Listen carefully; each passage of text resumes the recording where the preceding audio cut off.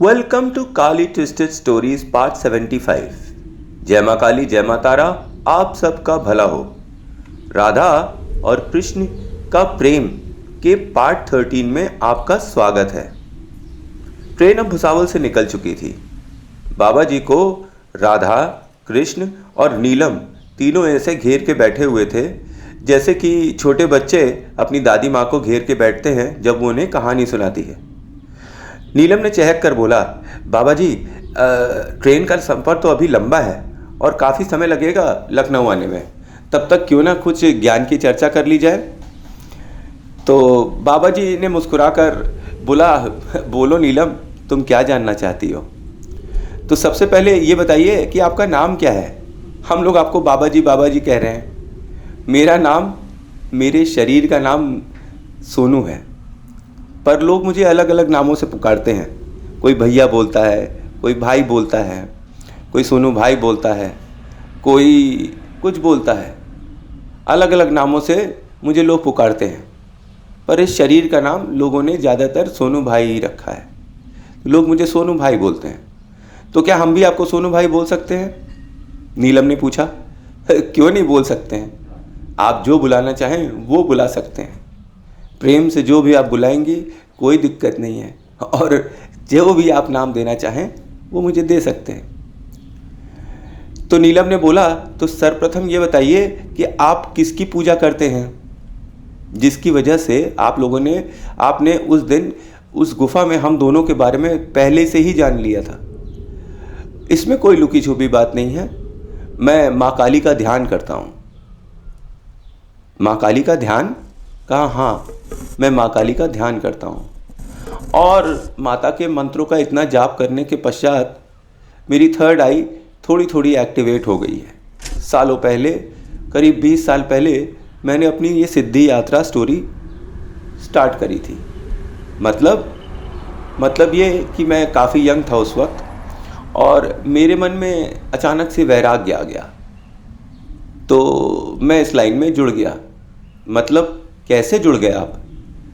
सबसे पहले तो अपनी लाइफ में मैं बहुत कुछ करा और हर तरीके के अनुभव को प्राप्त किया। उसके बाद जब मैंने ये देखा कि सारे रिश्ते नाते जो भी हैं सब अंत में छूट जाते हैं यहीं पे ऊपर।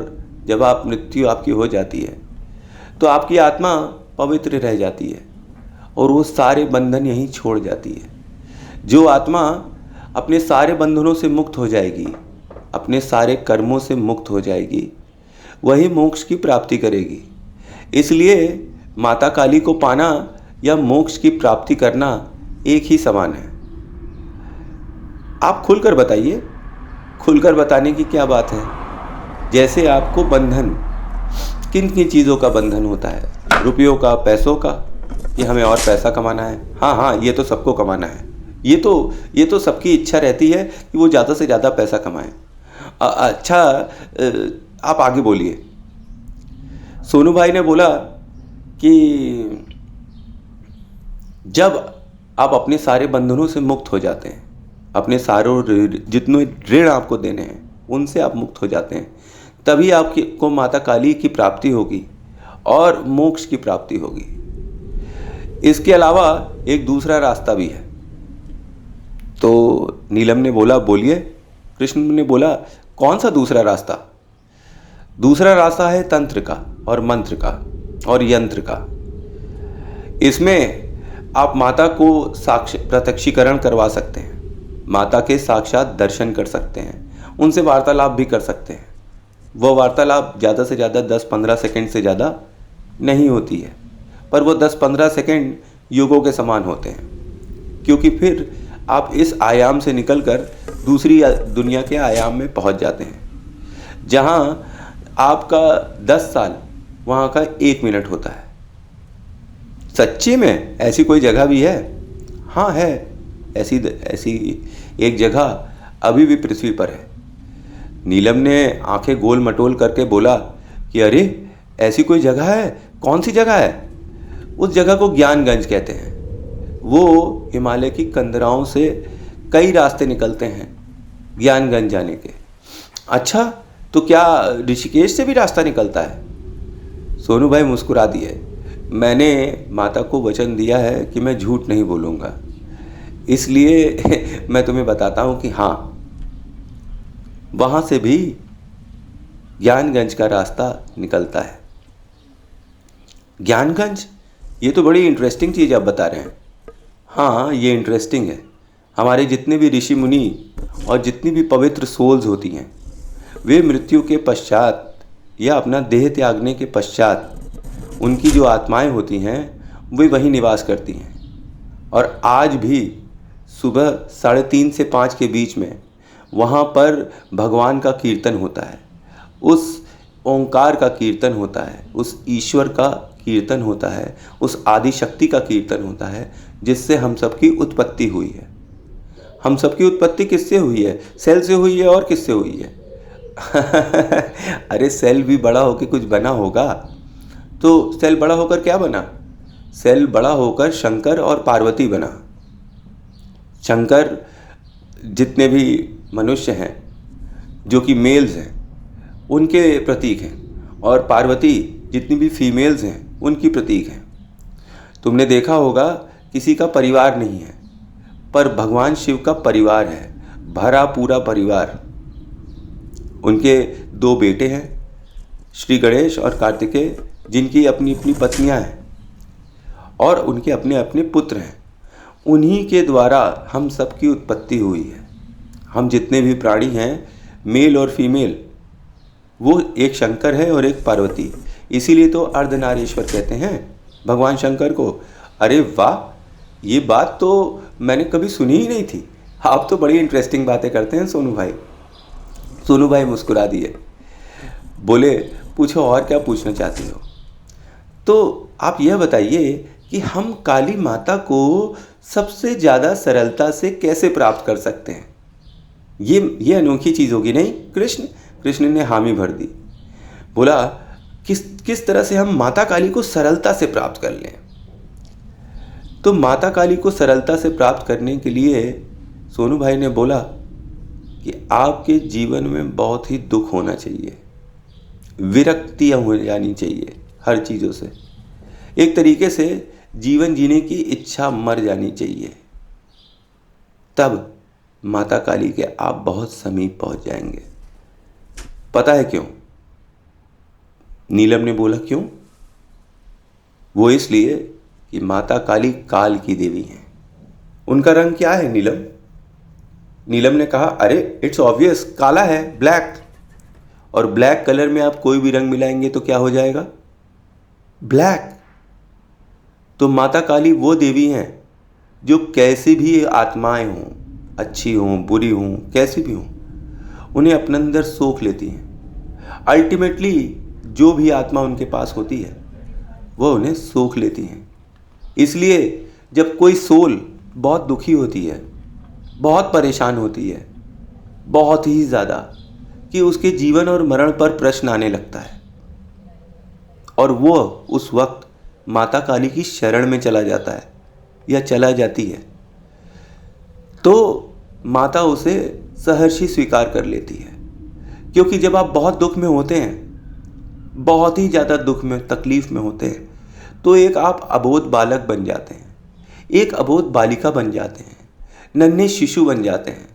आप माता के सामने खुलकर रोते हैं, खुलकर बातें बताते हैं, कुछ छुपाते नहीं हैं। और माता से तो कोई चीज़ छुपनी भी नहीं चाहिए। जो भी माता से छुपा कर काम कर रहे हैं, तो फिर वो माता की शरण में आए चाहे ना आए, माता की कृपा उन पर कभी नहीं होगी। माता को अबोध और नन्हे शिशु बालक ही पसंद है। अच्छा, ये बात तो मुझे आज पता चली, नीलम ने बोला। कृष्ण बोला तो इसका मतलब जो दुखी नहीं होंगे उनको तो माता काली प्राप्त ही नहीं होंगी। दुखी होना माता काली को प्राप्त करने के लिए जरूरी है? सोनू भाई बोले सुख में तो सब साथी होते हैं, पर दुख में कोई नहीं होता। और माता काली दुख की साथी हैं और सुख देती हैं। माता बहुत दयालु हैं।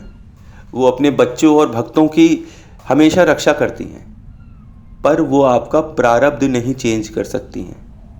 जो आपकी किस्मत में लिखा है, डेस्टिनी में, वो तो होकर ही रहेगा, पर माता की कृपा अगर हुई तो वो सॉफ्ट हो जाएगा। इतनी माता कृपा करती है। सपोज करो कि तुम्हारा गला कटने वाला था किसी कारणवश, पर अब तुम्हारा एक अंगूठा कट गया और तुम्हें जीवन दान मिल गया। अगर तुम उनकी इस महिमा को समझो तो तुम माता काली के बहुत ही समीप पहुंच जाओगे। तुम ध्यान दोगे, उनके मंत्रों का जाप करोगे तो तुमको माता काली के समीप होने का मौका मिलेगा और तुम्हें ये पता चलेगा कि जिस चीज़ को तुम सोचते हो कि ये मेरे साथ क्या हो गया, गलत हो गया, गलत हो गया, वही तुम्हारे लिए सबसे सही होने वाला था। इसलिए माता काली का ध्यान करने से तुमको सही और गलत का अंतर पता चल जाता है और मंत्रों का जाप करने से तुम्हारी थर्ड आई एक्टिवेट हो जाती है। अब तुम इसे मेडिटेशन कहो, चाहे तीसरा नेत्र बोलो या योगिक क्षमता बोलो, जो भी माँ काली का ध्यान करेगा और उनके मंत्रों का जाप करेगा, उसके अंदर दिव्य शक्तियां आ जाएंगी। ये तो मानी हुई बात है, क्योंकि माता कभी जज नहीं करती है। वो माँ काली है, काल की देवी। उनका रंग काला है। तुम कैसे भी हो वो तुम्हें एक्सेप्ट कर लेंगी, कभी जज नहीं करेंगी। वो तुमको भी काला बना देंगी, अपनी तरह अपने अंदर समा लेंगी। और उस दिन, जिस दिन वो तुमको अपने अंदर समा लेंगी, उस दिन तुम मोक्ष की प्राप्ति करोगे। और मोक्ष की प्राप्ति का रास्ता कर्म से भी होकर जाता है। कहते हैं एक ही मंजिल पे कई रास्ते जाते हैं। उसी प्रकार से माता काली को प्राप्त करने के और भी रास्ते हैं। कुछ लोग दान करते हैं, पुण्य करते हैं और माँ काली की साफ सुथरी पूजा करते हैं, उनको भी माँ काली की प्राप्ति हो जाती है। मंदिर में बैठे हुए पुजारी 100 साल तक घंटा बजाते रहते हैं, पर उन्हें कभी माँ का अनुभव नहीं होता। पर एक शिशु रूपी भक्त, जिसका मन छोटे बच्चों की तरह है, वह माँ काली को 1 घंटे में प्रसन्न कर देता है और माँ उसको साक्षात दर्शन दे देती है। अच्छा, ऐसी बात? मुझको तो ये सब बातें समझ ही नहीं आई थी। आपने तो मेरा दिमाग ही हिला दिया है। आगे बताइए। माँ काली का बीज मंत्र का उच्चारण करना चाहिए। क्या है माँ काली का बीज मंत्र? माँ काली का बीज मंत्र है ओम क्रीम कालिकाय नमः। तो क्या यही मंत्र संपूर्ण है, पूरा है? माँ के गर्भ में शिशु किस रूप में आता है? कृष्ण ने बोला बीज के रूप में, और बीज से पौधा बनता है और बीज से बच्चा होता है। इस बच्चे को होने में 9 महीने लगते हैं। तो कोई भी सिद्धि करने में या कोई भी मंत्र को एक्टिव करने में 9 महीने लग जाते हैं। धीरे धीरे जैसे शिशु के हाथ पैर निकलते हैं, वैसे ही मंत्रों के भी हाथ पैर निकलते हैं। जब आप 9 महीने एक मंत्र का जाप करते हैं, निरंतर लगातार कॉन्सेंट्रेट होकर, बिना किसी और मंत्र का जाप किए या सिद्धि करे, तो आपकी शक्ति संपूर्ण हो जाती है और उससे माँ काली की प्राप्ति होती है। इन मंत्रों से होता क्या है? कृष्ण ने पूछा। मारण, मोहन, वशीकरण, उच्चाटन, जो भी चाहो वो हो सकता है और किसी भी मंत्र से हो सकता है। मंत्र को चलाना आना चाहिए। जिस भाव से आप मंत्र को बोलेंगे और चलाएंगे, उसी भाव से मंत्र लगेगा। चाहे फिर वह 36 अक्षरी नवाड़ मंत्र हो, चाहे 32 अक्षरी बगलामुखी मंत्र, जो दोनों सिद्ध के सिद्ध हैं। और माता काली का ये बीज मंत्र तो अति सिद्ध है, क्योंकि माँ काली ही सारी देवियों की प्रतिनिधि हैं। हम जितनी भी देवियां देखते हैं संपूर्ण ब्रह्मांड में, वह 3 शक्तियों की प्रतिनिधि करती हैं। एक देवी काली, एक लक्ष्मी और एक सरस्वती। इसीलिए हर स्त्री माता का एक अंश है और उसका आदर करना चाहिए। पर कलयुग है, अभाग्यवश लोग स्त्रियों का अनादर करते हैं और इसीलिए जीवन में दुख पाते हैं। जो लोग स्त्री का आदर करते हैं और उनका सम्मान करते हैं वो जीवन में व्यवस्थित रहते हैं, पर जिस किसी ने भी स्त्री का अपमान किया उसने अपने जीवन में आखिरी में मुंह की ही खाई है, भले ही वह रावण क्यों ना हो। तो कैसी लगी कहानी?